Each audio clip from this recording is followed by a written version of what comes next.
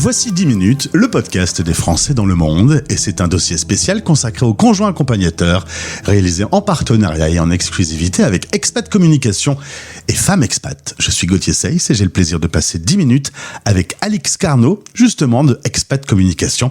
Attention, on va se prendre un mur. 10 minutes, le podcast des Français dans le monde. Françaisdanslemonde.fr. Avec cet adage, un homme averti en vaut deux, et même lorsque c'est un conjoint féminin, donc une femme avertie en vaut deux, on va parler des différents murs que vous pouvez vous prendre en pleine face. C'est un sujet important, il faut en parler et surtout ne pas rester seul.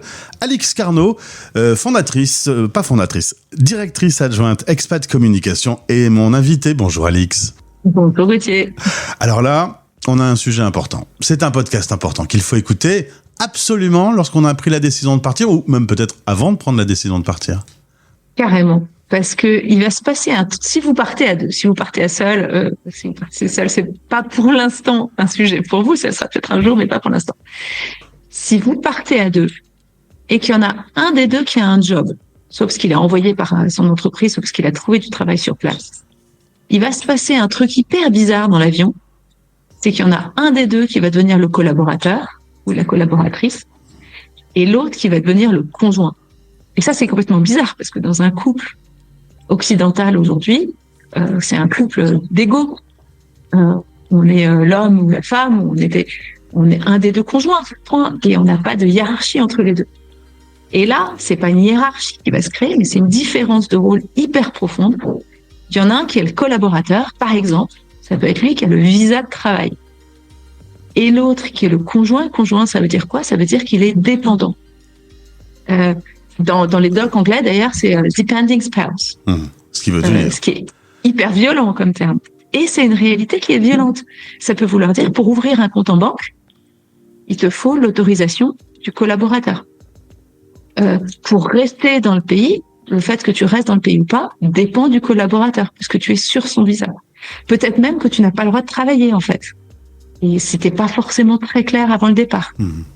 Voilà. Donc, cette réalité de celui qui va être le conjoint, elle a plein de côtés positifs, et je vous rassure tout de suite, 92% des conjoints recommandent l'expatriation. Donc, je vais certainement pas vous faire renoncer à votre voyage. Ça me détend quand même un tout petit peu. Ouais. Mais alors c'est drôle parce que du coup, on préfère dire sur la radio des Français dans le monde le conjoint accompagnateur, il est plus assis à côté, mais finalement, dans ce que tu me dis, il est presque dans un avion derrière, en fait. Il est bel et bien suiveur sur ce coup-là. Moi, je déteste aussi l'expression des conjoints suiveurs, je ne l'emploie jamais.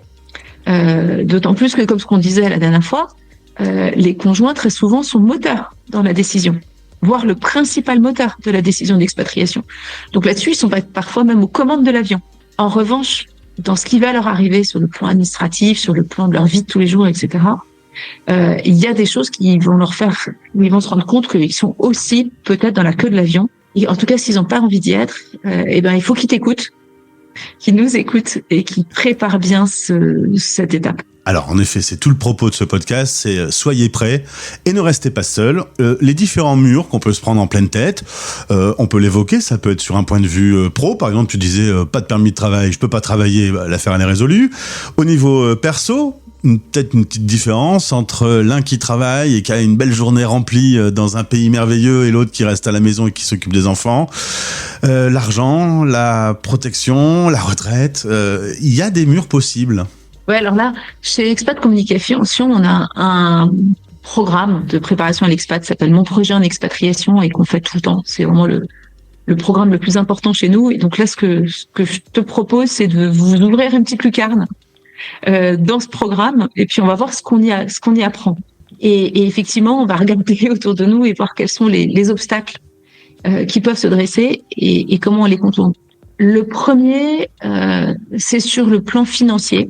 C'est pas le sujet le plus sexy, on a vraiment tendance à l'éviter, mais c'est indispensable quand on part à deux et qu'il y en a un qui a un job et pas l'autre, de s'asseoir et de se dire qu'est-ce qui va se passer sur le plan des revenus et sur le plan du patrimoine.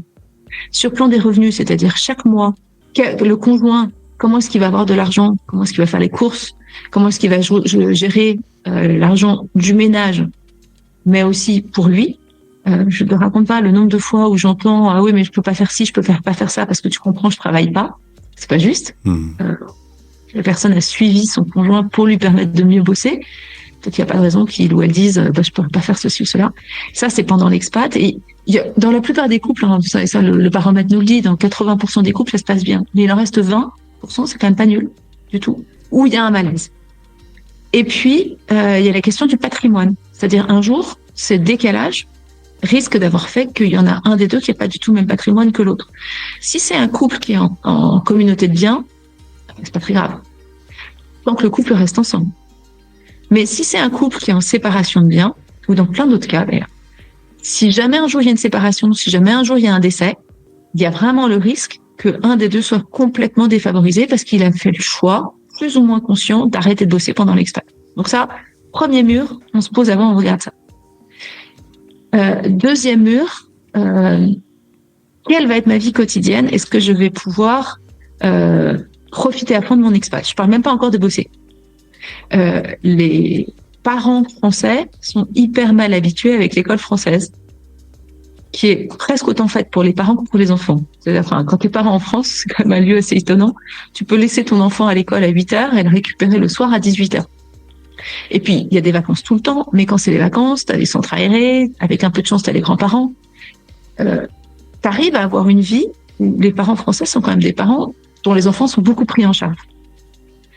À l'étranger, dans beaucoup d'écoles, c'est plus du tout le cas. Parfois à 13h, à 15h, l'école se termine, et puis pendant les vacances, il n'y a pas de solution, etc. Ça peut être super, hein, ça peut être une occasion de voir davantage ses enfants et de profiter plus, si c'est un choix. Avoir ses enfants sur le dos quand on l'a pas choisi, c'est bon ni pour les enfants, ni pour les parents. Donc ça aussi, quel va être mon rythme de vie? Est-ce que je mettrai pas un peu des fonds aussi pour des gardes d'enfants, si c'est ça mon projet? Troisième sujet, le boulot. Et là, le boulot, on voit tout le temps des désillusions de c'est facile, je vais retrouver du boulot sur place. Et c'est beaucoup plus difficile que ça. Pourquoi? Première raison, le visa, on en a parlé, c'est vraiment quelque chose à vérifier. Il y a un site pour ça qui s'appelle la Permits Foundation, qui dit pays par pays, selon votre nationalité, là où vous pourrez travailler ou pas. Donc visa, la langue. On se dit, si je parle anglais, ça va aller. Mais déjà, quel anglais je parle? Est-ce que c'est vraiment un anglais pro? Et puis, est-ce que ça va suffire? Parfois, pour pas mal de jobs en Belgique, il faut parler flamand. Pas tous, mais une part importante. En Chine, avant l'anglais, ça suffisait largement. Aujourd'hui, de plus en plus, on doit vous demander le chinois. Ça prend pas en 15 jours. Par exemple. Il y a la question de la reconnaissance du diplôme. Si je suis médecin, c'est évident que ça va être compliqué. Et oui, c'est très compliqué. On a déjà fait des podcasts. Obtenir l'équivalence, tu peux te lever tôt parfois. C'est clair. On voit des médecins qui ont repassé 3-4 fois leur diplôme de médecine. Mais c'est pareil pour les avocats. C'est pareil pour les notaires. C'est pareil pour les psychologues. Il y a plein de métiers où soit tu as besoin d'une reconnaissance de diplôme, soit tout simplement, en fait, ton job n'intéresse personne. Tu pars en Arabie Saoudite et t'es œnologue. Bon, c'est un cas énorme, mais c'est dommage pour ça. Mais ça, j'en ai vu pareil plus souvent que des œnologues. T'es en RH spécialisé dans les relations sociales. C'est les relations avec les syndicats. Et ça marche que en France. Et ouais. Et il y a plein de métiers comme ça qui marchent parce que tu connais le droit du pays. Et si tu pars avec un boulot français, il y a aussi le décalage horaire. Et parfois, on se rend compte que c'est un petit détail, mais qui peut rendre le travail au quotidien très difficile, quoi. Ouais, tout à fait. J'ai l'envie de dire, il y a un peu de double peine pour celui pour qui ça va mal se passer, parce qu'en plus, il va difficilement pouvoir se tourner vers ses amis qui sont restés en France, puisque cette personne lui dira « Oh écoute, ça va, toi t'es au soleil, t'as pas à te plaindre, et puis ça va aller. » Quand ça va pas, est-ce qu'on rentre pas dans une espèce d'ouragan de catastrophe? C'est bien vu sur les deux points. C'est-à-dire déjà que t'as une sorte d'injonction à être content quand t'es en expat. Parce que vu de ceux qui sont pas partis, t'es en vacances, ou t'es en voyage, ou t'es dans un pays tellement dingue, t'as une grande maison, peut-être plus grosse et plus belle que celle que t'aurais eue si t'étais resté en France. Donc oui, t'as une injonction à être heureux. Mais tu peux trouver aussi d'ailleurs chez le collaborateur. Le collaborateur, on en reparlera peut-être si on reparle du couple, mais celui des deux qui bosse, il a quand même une grosse charge de boulot, des grosses responsabilités, il a un peu tendance à être en mode, je les appelle Robocop, c'est-à-dire tout va bien, il n'y a pas de problème, j'ai que des solutions. Ça va pas bien du tout, il contrôle rien, mais quand on lui dit ça va, il fait ouais. Ouais. T'as des problèmes? Non. Sauf que du coup, pour aider le conjoint, qui lui est dans un mode beaucoup plus mou, il est pas du tout dispo. Et on va vite arriver à cette phrase, mais t'es jamais content. T'es jamais contente, d'ailleurs, plus souvent. Qui tue. Et en plus, et ça c'était la deuxième partie de ce que tu disais, quand tu as des problèmes en expat, c'est en général des problèmes au carré. C'est-à-dire que tout devient un peu inextricable. Ça va pas bien dans mon couple, je suis dans mon pays, bah écoute, c'est quand même plus facile, je vais aller passer une semaine chez ma sœur et personne va se rendre compte trop de rien et ça va apaiser les choses. Je suis en expat et ça se passe pas bien, c'est beaucoup plus difficile de prendre du large. Ouais. Et puis on a plus peur parce que j'ai plus de job, parce que les décisions sont beaucoup plus radicales, rentrée par rentrée, que ça peut carrément envenimer les choses aussi. Alors toutefois, il y a des solutions. Déjà, la première chose, c'est qu'on se renseigne avant de partir. On n'arrête pas de le dire, de le répéter. Préparez-vous à votre expatriation, au choc de culture, à votre nouvelle vie. Il y a des podcasts, il y a des entreprises qui proposent des formations, il y a des groupes de parole où on peut rencontrer d'autres personnes qui ont vécu la même chose. C'est de mieux en mieux. Je pensais que c'était de mieux en mieux et tu m'as dit, pas vraiment finalement, on se prépare pas plus. Et là, je suis choqué. Eh non, c'est ce que montre le baromètre Expat Communication. Il y a quand même 40% des expats qui se préparent uniquement sur Internet. Et sur Internet, il y a des super sites. Il y a le site Femme Expat, comme tu disais, avec ses podcasts, avec ses vidéos, ses conférences. Il y a Facebook, il y a des groupes Facebook, tout ça, c'est très bien. Mais rien ne vaut, surtout que c'est tellement simple aujourd'hui, le fait d'appeler quelqu'un, de dire bonjour, tu es conjoint expat dans le pays où je vais aller, dans la ville où je vais aller, comment ça se passe pour toi? Et là, en 10 minutes, on gagne peut-être 6 mois de questions à se poser une fois qu'on est sur place. Et si toutefois on s'est pas préparé et qu'on est parti sans se préparer, quand on est sur place et que ça va pas, surtout, gros warning là à allumer sur ce dossier spécial, on ne reste pas tout seul. On a parlé l'autre fois, les conjoints expatriés, ils ont un petit syndrome de premier de classe. C'est des gens qui veulent bien faire, qui se donnent beaucoup de mal. Et quand ça se passe pas bien, ce que j'observe, c'est très souvent, ils se disent que c'est de leur faute. Ils vont faire encore plus d'efforts, et ça risque, s'ils vont pas bien, de les enfermer dans un état qui descend de plus en plus. L'expat, c'est difficile. Parce qu'on confond tout le temps, c'est bien et c'est facile. C'est comme une marche en montagne. L'expat, c'est génial, mais c'est une aventure, il y a des risques. On a souvent des cailloux dans la chaussure, parfois on glisse, on se fait mal. Ça n'empêche pas que le paysage est beau, mais la marche est dure. Et le conjoint expat, c'est ça qui va vivre. Il y a tout le temps des obstacles, il y a souvent des choses qui sont pas faciles, la solitude, le fait de devoir se réinventer, de redonner un sens à sa vie, parce que c'est pas, en fait, être à l'étranger, c'est pas un but en soi. Toi, t'es contente, t'as ton expat, tu vas vivre des choses, apprendre une langue, ok, mais est-ce que c'est ça qui me rend heureux? À quoi je contribue? À quoi je sers pour les gens qui sont autour de moi? La seule chose que je vois, c'est que les gens que j'ai laissés, ils vivent très bien sans moi. Mais concrètement, ma place est où? Et ben ça, c'est des questions assez vertigineuses qui on se pose généralement. Tu vois, ça fait du bien. C'est ça, être un homme ou une femme, c'est de se poser un peu des questions. Mais quand ça commence à devenir trop fort, ça peut nous emmener assez bas.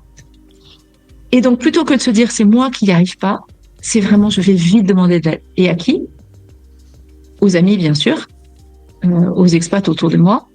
C'est pas toujours évident d'en parler dans sa communauté. Et là, il y a plein d'experts. Et les experts, super, mais à condition qu'ils aient une expertise sur les expats. C'est ça. Tu m'as vraiment dit en préparant l'interview, si on arrive au sujet du divorce, ok, mais alors prenez un avocat qui a connu ce sujet de l'expatriation, qui est spécialiste dans ce domaine, parce que tous les problèmes sont plus difficiles, encore plus lourds. Il faut des gens qui connaissent et qui ont l'expertise. Exactement, et on a plein de ressources sur le site Femme Expat, de super avocats qui connaissent parfaitement ce sujet. Mais c'est pareil, si jamais on doit, préparer sa retraite ou des fiscalistes, ou si on veut rechercher du travail, les accompagnements d'expat communication, c'est des coachs qui sont spécialistes des carrières des expatriés, parce que nos vies sont tellement spécifiques. Oui, il faut être accompagné par des gens qui les comprennent bien. Et puis, vous avez tous les podcasts à écouter sur le site de Femme Expat, sur ceux de la radio des Français dans le monde. Vous allez voir que finalement, on a pas mal d'outils pour vous. Merci, Alix, d'avoir témoigné. On se retrouve prochainement pour ce dossier spécial. Merci, Gauthier. françaisdanslemonde.fr. La radio des Français dans le monde présente Dossier spécial, le conjoint accompagnateur, en partenariat avec Expat Communication et Femmes Expat. Des témoignages inspirants et des experts pour couvrir 360 degrés de ce sujet majeur de la mobilité internationale. Dossier complet sur françaisdanslemonde.fr.